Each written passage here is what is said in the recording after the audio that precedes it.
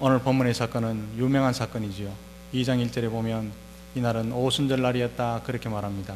2장 1절에 오순절날이 이미 이름에 이렇게 시작하기 때문에 우리가 오순절인 줄 알지요. 오순절이라고 하는 것은 구약 성경에서 맥주절, 칠칠절, 그리고 초막절 그렇게 여러 가지로 불리던 그 이름 중에 하나가 오순절입니다. 이 절기는요, 풍성한 소출을 기대할 수 있는 곡식이 나는 계절이었다 그런 절기였죠. 그런데 풍성한 눈에 보이는 소출이 중요한 것이 아니라 이것은 영적인 의미로요, 영적인 소출을 바라보는 궁극적인 의미가 바로 초실절이었고 맥주절이었고 오순절이었다는 사실을 우리는 기억해야 합니다. 신명기 16장 16절 말씀에 보면 하나님께서 백성들에게 이렇게 말씀하시지요. 이스라엘 백성들에게 말씀하십니다.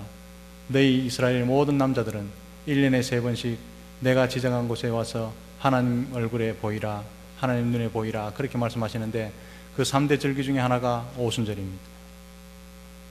이 3대 절기가 되면요, 이스라엘 사람들은 예루살렘에 많은 순례자들로 꽉 차게 되어 있습니다. 예루살렘 도성은 별로 크지 않기 때문에 2만 명에서 5만 명 정도 되면 포화 상태가 됩니다. 그런데요, 유월절, 초막절, 그리고 오순절 이런 절기 3대 절기가 되면요 100만 명이 넘는 인파가 그 예루살렘으로 모여드는데 박짝박짝합니다. 제가 예루살렘에 2012년에 가본 적이 있는데요, 마침 그 절기가 초막절이었습니다. 5만 명이 있어도 예루살렘이 박짝박짝한데 제가 갔을 때 초막절에 사람들이 120만 명이나 모이고요, 제가 비행기를 탔는데도 빈자리가 하나도 없이 유대인들이 전부 초막을 들고 풀 이상한 걸 들고요 전부 비행기를 타는 모습을 제가 봤습니다. 이 3대 절기가 되면요 이스라엘 유대인들이 멀리 사는 사람들, 경건한 유대인들 모두 하나님 앞에 성전을 사모하는 마음으로 다 모여들지요. 모여들어서 하나님께 성전에서 제사를 드리면서 하나님 말씀에 순종하기를 원하는 경건한 유대인들은 다 모입니다. 그래서 아마 이 오순절날의 이름에 숱하게 많은 사람들이 언어는 다르지만 예루살렘에서 그 당시 있었던 아람어는 못하지만 하나님 율법을 사모하고 율법대로 순종함으로 말미암아 많은 순례자들이 예루살렘에 모였으리라 생각합니다. 적어도요 100만 명은 모였으리라 그렇게 생각합니다. 영적으로 보면 이 오순절날이 언제입니까? 1장 14절에 우리가 살펴보았듯이 하나가 되어서 오로지 기도에 힘쓰던 그런 인내, 기다림이 무르익던 날이 오순절이었습니다. 그날에 성령이 강림하셨답니다. 4절 말씀에 보면요 참 우리가 주목해야 될 말씀이 나옵니다. 그들이 성령 충만함을 받고, 이게 아니고요 그들이 다 성령 충만을 받고, 여기 다라는 것이요 굉장히 강조되어 있죠. 그들이 다 성령 충만을 받고 120명 모인 가운데 한 명도 예외가 없었답니다. 그럴 때 우리는 눈여겨봐야 할 것이 있습니다. 거기 모인 사람, 거기 참석만 하면 다 성령 충만을 받았느냐? 그렇지 않습니다. 모두가요 과정을 다 같이 겪습니다. 다 기다렸습니다. 다 기도에 집중했습니다. 다 한 사람도 이탈하지 않습니다. 다 목회의 방침에 따라서 집중해서 기도하고 한 방향으로 움직이기 시작하고 한 방향으로 보았기 때문에 다 성령 충만하게 된 줄로 믿습니다. 예외가 없었다는 것이요 공동체의 축복이고 개인의 축복이지요. 우리 가운데도 여기 앉아있는 모든 산부예배 드리는 성도뿐만 아니라 우리 소문교회에 속한 모든 권속들이 다 성령 충만 받기를 주님의 크신 이름으로 축복합니다. 성령 충만 받아야 그리스도인들이요 세상을 살 수 있는, 이길 수 있는 힘이 있다는 사실을 기억하십시오. 오늘날은 물질적으로 너무 풍성하게 사니까요 성령 충만을 별로 사모하지 않지요. 왜냐하면 돈이 있으니까, 편리하니까, 먹을 것이 있으니까, 좋은 집이 있으니까 성령 충만을 사모하지 않는데요 그것이 영적으로 백전백패하는 이유인 줄 알아야 됩니다. 오늘날 그리스도인들 보면요 전투력이 없잖아요. 조금만 마음이 섰으면 교회 안 나오잖아요. 조금만 아프거나 경제적으로 어려우면요 예수 믿어 이렇다고 다 떠나잖아요. 왜 그런 줄 아십니까? 성령은 우리 가운데 내주하시는데 충만함이 없어서 그렇다는 사실을 기억하십시오. 70년대 80년대 우리 어머니 아버지들이 세대에서 보면요 엎드려서 기도하면 성령 충만을 이야기했습니다. 새벽기도 나가면서 소원은 성령 충만이었습니다. 철학기도 나가면서 소원은 성령 충만이었습니다. 그래서요 저희 아버지 세대들은요 믿음이 굉장히 강성했습니다. 웬만해서 흔들리지 않았습니다. 그래서요 한국교회가 오늘날 이런 한국교회로 세워진 줄로 믿습니다. 이 성령 충만은요 오늘도 계속 사모해야 되고 성령 충만 받아야 할 줄로 믿습니다. 그런데요 한두 사람 받아가서도 안 되고 모든 사람이 다 성령 충만을 받아야 한다는 사실을 기억하시기를 바랍니다. 그들 모두 마음을 같이하여 한 명 대의 없이 모두 목회 방침에 동참해서 기도에 힘쓰는 가운데 성령이 충만하게 임하셨답니다. 그래서 복된 교회가 되는 거죠. 예외가 없었답니다. 그런데요, 2장 1절에서 3절 말씀 보면 이 성령 강림의 사건은 단회적입니다. 이때만 하늘로부터 급하고 강한 바람 소리가 있고요, 이때만 불의 같이 갈라지는 것을 봤습니다. 이때만 일어났던 단회적인 사건이죠. 그러나 사랑하는 성도 여러분, 성령 강림의 이때 사건이 단회적인 사건이지만 성령 충만을 삼하는 그들의 모습은 오늘도 계속되어야 하는 줄 믿으시기 바랍니다. 그래야요, 우리를 통해서 하나님께서 일하시고 하나님 나라가 확장해 나가시고 생명을 살리는 일에 우리가 최전방에서 쓰임받을 수 있다는 사실을 기억하시기를 바랍니다. 지금도 우리의 기도가 무르익고 말씀에 대한 열정적인 사모함이 있고 간절한 사모함이 있고 생활 전반에서 말씀에 순종하고 주께 순종하는 열심히 무르익을 때에 성령이 우리 가운데 충만하게 임하게 되실 줄로 믿습니다. 순종하는 성도들 가운데 일어나고요, 기도하는 성도들 가운데 일어나는 것이 성령 충만입니다. 불순종하고 마음에 들지 않으면 안 한다고 말하고 삐지고 말 안 하고 이런 성도들이 꿈꿀 수 없는 것이 성령 충만이죠. 백이신 분들 잘 보십시오. 순종합니다. 기도합니다. 이탈하지 않습니다. 다 목회 방침대로 따라가죠. 그때 주어지는 선물이 뭡니까? 성령 충만입니다. 4절에 이런 말씀이 나옵니다. 성령이 말하게 하심을 따라 다른 언어들로 말하기 시작하니라. 다른 언어들로 말하기 시작하니라. 여기서 말하는 다른 언어가 무슨 뜻일까요? 한 가지 확실한 것은 이 언어는 고린도전서 14장에서 말씀하는 방언, 죄송합니다, 영어로 말하면 텅이라 말하죠. 그 방언과는요, 확실히 분명하게 다르다는 사실입니다. 왜 이렇게 말씀을 드리냐면요, 성령 행사를 강조하는 교단에서는 이 성경 구절을 들어서 성령 충만의 첫 번째 증거가 무엇이냐? 방언이라 이렇게 가르치는데요, 여기서 말하는 방언은요, 텅이 아닙니다. 다른 언어는요, 죄송합니다, 영어로 말하면 foreign language, 외국어입니다. 외국어지요. 고린도전서 14장에서 말하는 텅, 방언과 오늘 본문이 틀린 이유를 찾아보면 분명하지요. 고린도전서 14장에서 말하는 방언, 텅은요, 통역의 은사가 반드시 필요합니다. 은사로 주시는 방언은요, 방언하는 사람도 무슨 말하는지 모릅니다. 듣는 사람도 통역 은사가 없으면 무슨 말하는지 도대체 못 알아듣습니다. 통역 은사가 있어야 방언을 할 수 있고 무슨 말하는지 듣는 사람도 이해할 수 있고 통역 은사가 반드시 필요하지요.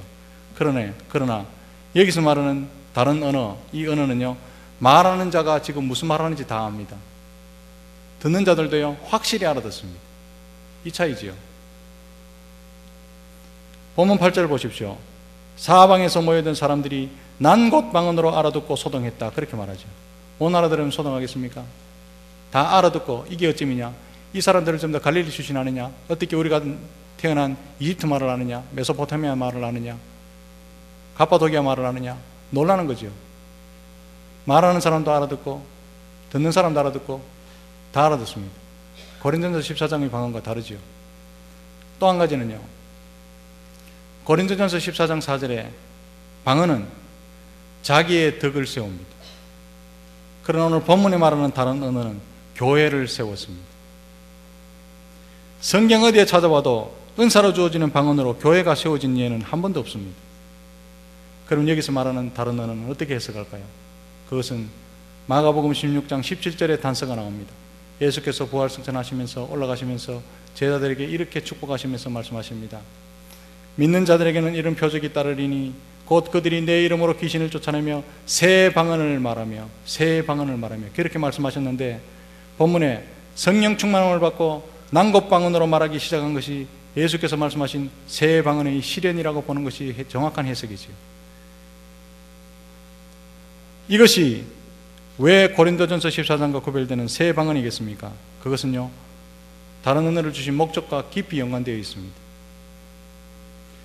여기서는 다른 언어를 말하는 것, 고린도전서 14장처럼 텅을 말하는 것, 그 자체가 목적이 아니라 복음 전도가 목적이었다는 사실이죠.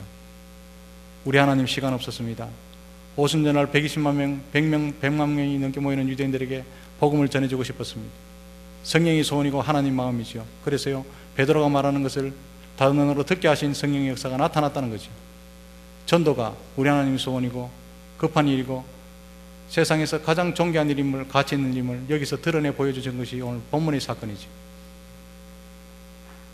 따라서 여기서 말씀하는 새 방언, 난곳방언이란 복음 그 자체를 말하는 것입니다. 복음, 이것이 성령 충만한 자가 가장 먼저 말해야 될 언어고 성령이 내주하는 사람이 말해야 될 가장 기본적인 언어라는 사실을 기억하시기를 바랍니다. 성령 충만한 사람, 내 마음에 성령이 있다, 내가 어제 기도했는데 성령 충만 받았다, 말하는 거 보면 압니다. 예수 믿으십시오, 예수가 최고입니다, 예수께 소망이 있습니다 라고 말하는 사람은 성령 충만한 줄로 믿습니다. 그러나 성령 충만하다고 말하고 성령이 내주하다고 말하고 내가 성령을 따라서 예수를 믿고 40일 동안 살았다고 말하는데 한 번도 예수를 전해보지 못한 사람, 한 번도 예수 중심이라고 말하지 못한 사람, 여러분 자기 속에 뭐가 있는지 한번 돌아보십시오. 성령이 우리 속에 있으면 예수를 말하게 되어 있습니다. 왜냐하면 성령님은 예수의 영이기 때문에 그렇습니다. 성령 충만하다는데, 성령이 내주한다는데 30년을 다니도 자기 혼자 다니고 자기 혼자 자기 몸 챙기 나오기도 뽀듯이 챙기 나오고 예배도 10분씩 꼭 넣고 이러면요, 내 속에 역사하시는 분이 성령님인지 아닌지 돌아봐야 될 일이다 이 말입니다. 어떤 사람은요, 방언하는 것이 신앙의 척도고 성령 충만의 증거로 오해하는 경향이 상당히 많죠. 어느 교단은 그렇게 가르쳤어요. 성령 충만, 그 다음 방언 덜덜덜덜 가르치기 시작하는데요, 제가 분명히 강단에서 말씀드리는데 그 분명히 잘못된 겁니다. 방언은 하는데 도대체 못 알아듣는 말을 덜덜덜 하는데요, 전도 한 번도 안 하고, 오히려요 기도는 하고 방언한다는데요 성격이 괴팍해 가서 아파트에서 유명한 아줌마고 복음을 전하는데 걸림돌이 된다면 이 사람은요 성령 은사를 받은 건지 다른 은사를 받은 건지 한번 돌아봐야 되죠. 문제입니다. 이게 성령을 따라, 성령의 말하게 하심을 따라 말한 언어는 죽은 영혼을 살리는 말임을 기억하시기를 바랍니다. 성령님은요 안 된다고 말하지 않습니다. 된다고 말씀합니다. 성령님은요 죽어가는 사람도 말하면 살려내십니다. 성령님은 기운 빠져 낙심한 절망한 사람 주저앉아 있는 것 세우는 말씀이 성령님의 말씀인 줄 기억하시기를 바랍니다. 성령 충만한 사람은요 교통함으로 사람을 살려냅니다. 기죽은 사람을 괜찮다고 말해줍니다. 낙심한 사람은 또 다 그렇다고 말하면서 세워줍니다. 그런데요 뒷짐 딱 찌고 다니면서 내 속에 성령이 있다, 성령 충만 내가 받아왔다 라고 말하면서 또 기다 죽이고 그래갖고 찬양대 하나, 그래가 집사 하나, 그래가 목사 하나 이런 식으로 말하고 다니는 사람은요 성령을 따라 말하는 사람이 아니죠. 그 속에는 제가 분명히 알거니와 성령이 없습니다. 성령은 내주하고 있는지 몰라도 성령 충만함이 없지요. 성령이 말하게 하심을 따라서 살리는 말씀을 하시기를 주님의 크신 이름으로 축복합니다. 마가다락방에 120 문도들은 바로 이 세 방언을 통해서 죽어가는 영혼들을 생명의 예수께로 인도했다는 사실을 기억하시기를 바랍니다. 외국어를 했다는 것이 중요한 것이 아니라요 생명을 살리는 말을 했다는 이 사실을 우리는 주목해야 한다는 사실이죠. 사랑하는 성도 여러분, 외국어 잘하면 부러워하지 마시고 내가 말하는 가운데 얼마나 많은 사람들이 살아났느냐, 얼마나 많은 사람들을 살리느냐, 이것이 여러분의 관심이 되시기를 주님의 크신 이름으로 축복합니다. 8절에 보면요 각 사람이 난곳방언으로 듣게 되었는데 그 내용이 14절에서 36절까지 잘 기록되어 있습니다. 그 내용이 무엇입니까? 예수께서 우리를 위해서 오셨고 예수께서 우리를 위해서 고난받으셨고 십자가에 죽으셨다가 예수께서 부활하셨다. 그분이 그리스도다. 그러니까 회개하고 예수를 믿으시라 라는 것이 바로 이 내용이지요. 사랑하는 성도 여러분, 이 세 방언은 그때나 지금이나 성령 충만한 자의 입을 통해서 동일하게 말해지는 내용임을 믿으시기를 바랍니다. 이 복음 언어는 미국 사람도 아프리카 사람도 일본 사람도 모두에게 통하는 만국 공통어라는 사실을 기억하시기를 바랍니다. 바로 무엇입니까? 십자가의 복음입니다. 영어를 쓰는 자도 불어를 쓰는 자도 난곳방언으로 듣는 언어가 바로 십자가의 복음이라는 사실을 기억하시기 바랍니다. 이 하늘나라의 언어, 생명을 살리는 언어, 난곳방언으로 말하는 언어가 여러분 입술에 있기를 주님의 크신 이름으로 축복합니다. 또 한 가지 생각할 것은요, 우리가 자기 의사를 전달하는데 어느 만큼이나 중요한 것이 마음이라는 사실이죠. 이거 너무너무 잘 알죠. 우리가 한국말 서로 안 통합니까? 그런데 왜 소통이 안 됩니까? 마음이 없으니까 소통이 안 되는 거죠. 마음이 없으니까. 어떤 한 부부 중에 아내 집사님이 저한테 와서 이야기를 하는데, 우리 교회 이야기 아닙니다. 어느 다른 교회에 있었는데 어느 아내 집사님이 이렇게 말합니다. 목사님, 답답해 죽겠습니다. 왜요? 우리 남편하고요, 말이 안 통합니다. 말이 안 통합니다. 답답해 죽겠습니다. 한 지붕 아래 35년을 살았는데 말이 안 통합니다. 그래서 제가 미국 사람입니까? 물어봤어요. 그게 아니고요, 우리 남편이요 30년 동안 외골수, 고집불통, 자기 마음대로 하고, 들어가면 돈 빌려주고 돈 못 받고, 내가 못 살겠어요 하더라고. 그래 내가 남편 집사님을 불렀어요. 좀 살게 해라. 살아야 주야겠노. 이렇게 불러가지고 여집사님이 말이 안 통한답니다. 목사님 실체를 모르십니다. 아무개 그 집사가요, 말이 안 통합니다. 자기 세계에 딱 갇혀갖고 자기만 알고 말이 안 통합니다. 서로 말이 안 통한대요. 아내가 독일 사람입니까? 서로를 알고 있는데 제가 물어봤습니다. 왜 말이 안 통합니까? 한국말 하는데. 왜 말이 안 통하겠습니까? 이유는 간단하지요. 마음이 꽉 닫혀 있으니까. 마음이 꽉 막혀 있으니까 말을 해도 통하지 않는 거지요. 말하는 것이 중요한 것이 아닙니다. 소통이 안 된다 이 말이죠. 소통이. 제가 호주에 잠시 살 때요, 제가 출석하는 교회에 국제 결혼한 부부가 다수 나왔습니다. 어떤 부부는 영어를 쓰고요, 주된 영어가. 어떤 부부는 프랑스 말을 썼는데요, 참 놀라운 사실은 신랑은 한국 사람이 아니기 때문에 한국말을 전혀 못해요. 한국말 하는 것은 우리 구역 예배 때 모여서 자주 하는 말, 안녕하세요, 잘 지내셨습니까? 발음이나 좋습니까? 안녕하세요. 발음도 이상하게 해가지고 그렇게 이야기하고, 그 다음부터는요 말을 안 하고 있어요. 말을 해도 영어로 하고. 근데 아내 집사님은 어떠냐면요, 영어나 불어를 전혀 못합니다. 그래서 제가 보고 저 부부 참 답답하겠다. 속에 있는 말을 어떻게 털어내나. 그렇게 답답해하면서 보러보는데 놀라운 사실은요, 다 행복하게 보여요. 아내는 영어를 못하고 남편은 한국말을 못하는데도 행복하게 보여요. 그 중에 제일 행복하게 보이는 사람이 물었습니다. 배도 아프기도 하고 행복하게 보이는 모습을 보니까. 그래서 물어봤습니다. 말이 서로 안 통해가 참 답답하겠네요. 어찌 그렇게 의사소통을 하십니까? 걱정스럽게 물었는데요, 그 아내 집사님이 하시는 말씀이, 목사님 잘 모르시네요. 사랑은 말로까만 하는 것이 아니랍니다. 그럼 사랑을 웃지 않은데. 물어보고 싶었지만은 그 말이 무슨 말인지 알죠? 마음으로 소통한다, 눈으로 말한다, 이런 말을 하고 싶었던 겁니다. 제가 그 말을 충분히 이해합니다. 영적으로도 그런 일이 있거든요. 제가 호주에 처음 도착했을 때 영어를 하고 싶은 욕심에 한국인 교회로 나가지 않았습니다. 영어로 예배드리는 호주인 교회로 나갔는데요, 다른 언어로 예배를 드리는 가운데 우리 가족에게 은혜가 임해요. 은혜를 받았다니까요. 왜 그렇습니까? 소통이 되었다는 거죠. 설교를 100% 다 알아듣지는 못했습니다. 그러나요, 듣기는 언어 하나하나가 우리에게는 은혜로 주어졌습니다. 별말 아닌데요, 예수 소리만 나와도 단어가 알아듣잖아요. 은혜가 뭉클하게 되더라고요. 성령 이야기만 나와도 은혜가 되더라고요. 소통이 이루어지는 거죠. 말이 이루어지는 게 아니라. 이것은 무엇을 말해줍니까? 의사소통에는요, 서로의 교감, 즉 마음이 너무너무 중요하다는 사실을 우리에게 알려줍니다. 문화적인 차이나 생각의 차이가 있어도 마음이 열리면 소통이 된다는 거죠. 오늘 본문에 보면 성령이 역사하시는 가운데 말씀을 전하는 자도 듣는 자도 소통이 이루어졌다는 겁니다. 말이 이루어졌다는 게 아니라 소통이 이루어졌다는 거죠. 8절 말씀을 자세히 보면 다른 나라 언어를 말한 것이 아니라, 잘 들으십시오, 다른 나라 언어를 말한 것이 아니라 난 곳 방언으로 들렸다는 것이 중요합니다.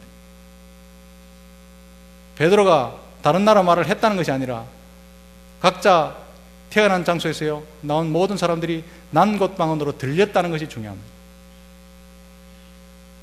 각자 자기 나라 말로 들린 거죠. 이걸 정리하면 어떻습니까? 입이 방언을 한 것이 아니라 귀가 방언을 들은 것입니다.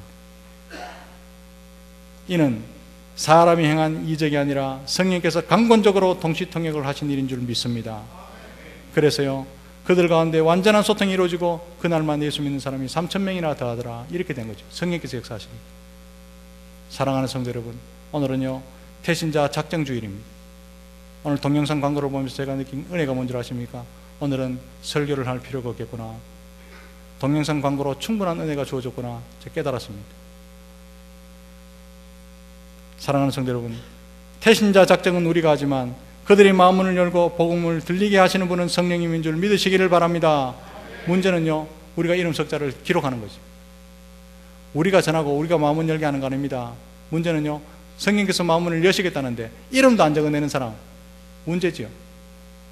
시어머니도 안 믿고 남편도 안 믿고 자녀도 교회 안 다니는데 이름도 안 적는 사람, 이름 적어내고 기도하면 그들의 마음문을 열고 복음을 전하실 분 성령님인 줄 믿으시기를 바랍니다. 그래서 적어내고 기도하라 이 말입니다. 언어가 통한다고 소통이 이루어지는 것 결코 아닙니다. 마음을 열게 하시는 성령님이 난 곳 박은 대로 어떻게 해야 복음을 들리게 하시는 줄 믿으시기 바랍니다. 그래서요 우리는 지금도 성령에 사로잡힌 자로 준비해 있어야 할 뿐이지요. 그래야 예수 그리스도의 이름과 십자가의 복음을 전하는 새 방언을 말할 수 있는 자로 쓰임받을 수 있기 때문입니다. 성령 충만한 사람은 복음을 입으로만 전할 뿐만 아니라 삶을 통해서도 세상 사람들을 감동 감화시킬 수 있도록 전할 수 있는 사람임을 믿습니다. 이것이 놀라운 사실은요 이웃을 살리고 이 지역 사회를 살리고 더 나아가서요 자기 자신도 회복되는 놀라운 은혜를 체험하는 유일한 길임을 기억하시기를 바랍니다. 예수 믿는 사람은요 전도해야 살아나요. 예수 믿는 사람은 전도해야 병이 나을 줄 믿으시기 바랍니다. 예수 믿는 사람, 성령이 충만한 사람이 성령이 언제 역사하십니까? 전도할 때 역사하시는 줄 믿으시기 바랍니다. 그래야 전도해야 살아난다 이겁니다. 전도해야 살아나요. 예수 생명을 말할 수 있을 준비가 된 그 사람은 그때 2000년 전에 새 방언을 말하던 사도들과 120문도들의 능력을 이어갈 사람인 줄 믿으시기 바랍니다. 이런 능력의 주인공들이 다 되시는 저와 여러분들이 되시기를 주님의 크신 이름으로 축복합니다. 우리 기도하겠습니다. 하나님 우리 아버지 은혜를 감사합니다. 우리에게도 역사하신 그 성령님은 2000년 전에 베드로와 모여있던 120문도들을 역사하시고 사용하셨던 그 성령님과 동일한 줄로 우리가 믿습니다. 하나님 이제는 우리를 사용해 주시옵소서. 우리가 깨어날 수 있도록 도와주시옵소서. 120문도들의 능력을 이어갈 사람들이 우리 여기에 가득 찰 수 있도록 도와주시고 한 사람도 예외 없이 성령 충만함을 받아서 성령이 말하게 하심을 따라 말하는 그의 생명을 살리는 놀라운 역사를 체험하고 우리도 살아나고 지역사회도 살리고 이웃을 살리는 그 역사의 한가운데 사용되는 우리 모든 성도들과 교회가 될 수 있도록 하나님께서 두 손 들어 축복해 주시옵소서. 거룩하신 예수님 이름으로 간절히 기도하옵나이다. 아멘.